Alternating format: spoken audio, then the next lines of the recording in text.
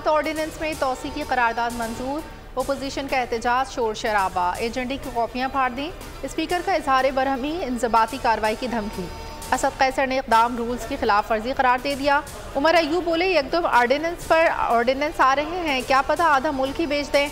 आज़म नज़ीर तारड़ ने जवाब दिया, आपको अपने गिरबान में झांकना होगा, रवैया दुरुस्त करें। IMF और यूरोपियन यूनियन को चिट्ठियाँ लिखने से मुल्क नहीं चलेगा।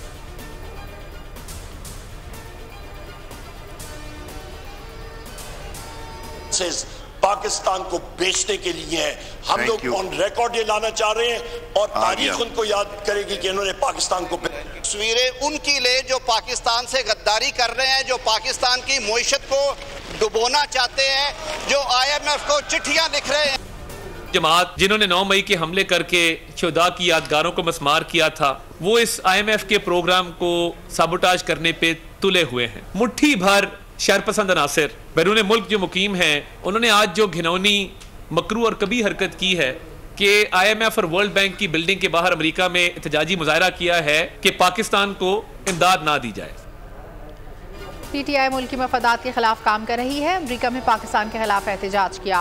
IMF से कह रहे हैं पाकिस्तान से मुआहदा ना किया जाए। वज़ीर इत्तलात आज़म नज़ीर तारड़ की न्यूज़ कॉन्फ्रेंस। तहरीके इंसाफ को मुल्क दुश्मन जमात करार दे दिया। कहा, कैदी साहब के ईमा पर मुल्क दुश्मनी हो रही है, मुल्क की सालमियत पर आँच नहीं आने देंगे। पाकिस्तान तरक्की करेगा, सही फैसलों का रिजल्ट जल्द आएगा।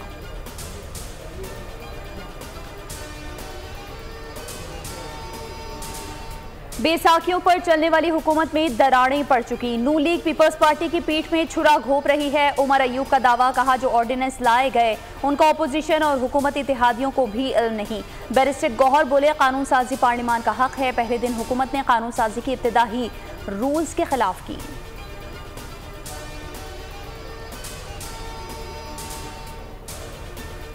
बैसाखियों पर चलने वाली हुकूमत में दरारें पड़ चुकी। नून लीग पीपल्स पार्टी की पीठ में छुरा घोंप रही है। उमर अयूब का दावा, कहा दो तरफा ताल्लुकात, इलाकाई सलामती के मामलात पर गुफ्तगू, मौसमियाती तब्दीली के असरात से निपटने के लिए मुख्तलिफ मनसूबों में इश्तराक पर भी गौर। अमरीकी सफ़ीर का कहना था, अमरीका पाकिस्तान में जमहूरियत और आज़ाद सहाफ़त का हामी है। निजी सेक्टर के तहत मौशी नमू पर भी गौर किया गया। अमरीकी सफ़ीर ने जमहूरियत और आज़ादी इजहारी राय के लिए हिमायत की यकीन दहानी कराई।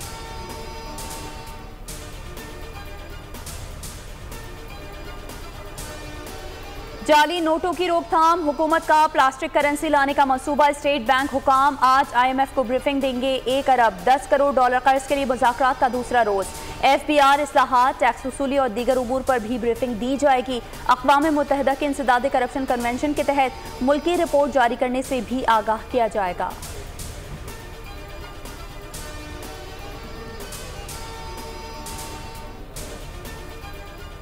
सेनेट इंतखाबात के लिए कागजात नामजदगी जमा कराने का पहला रोज़। 115 कागजात नामजदगी हासिल कर लिए गए। इस्लामाबाद से टेक्नोक्रेट की नशिस्त पर इसाक़दार के कागजात नामजदगी जमा। तारिक फजल, हनीफ अब्बासी, अंजुम अकील, अनौशा रहमान, नुज़हत सादिक ने भी फॉर्म जमा करा दिए। कराची में पीपल्स पार्टी के मसरूर अहसन और मौला बख्श चांडियों ने पेपर हासिल कर लिए। खालिद मेंदरो, सरफराज अजहर ने भी कागजात वसूल कर लिए।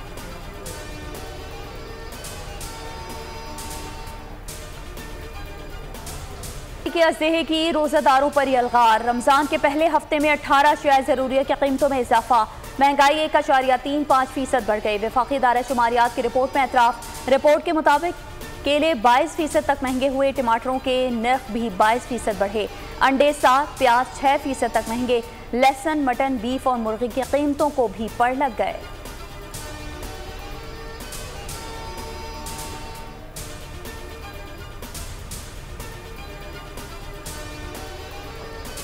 महंगाई पर कंट्रोल के लिए इक़दाम। डिप्टी कमिश्नर के रेट्स पर अमल दरामद के लिए ऐप बनाई जाए। वज़ीर मनसूबाबंदी एहसन इकबाल की हिदायत। कहा, हर शहरी को अपने शहर में DC रेट तक रसाई दी जाएगी। हर माह डिमांड पर कबल अज वक्त वर्किंग की जाए। हुकाम ने ब्रीफिंग में बताया, रमज़ान से कबल सप्लाई बेहतर हो जाए तो यका की कीमतें ना बढ़ें।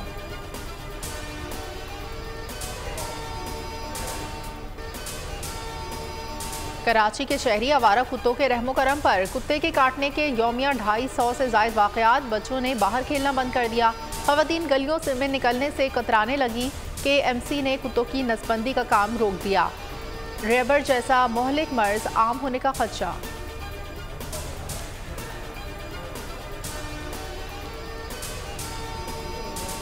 पाकिस्तान सुपर लीग में एक और टीम का सफर आज खत्म होगा। इस्लामाबाद यूनाइटेड और कोयटा ग्लैडिएटर्स पहले एलिमिनेटर में टकराएंगे।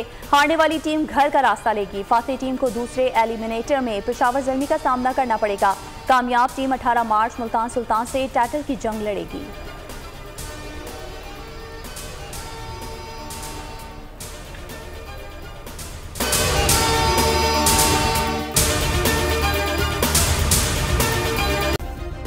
सब्सक्राइब करें और बेल दबाएं ताकि कोई खबर रह न जाए।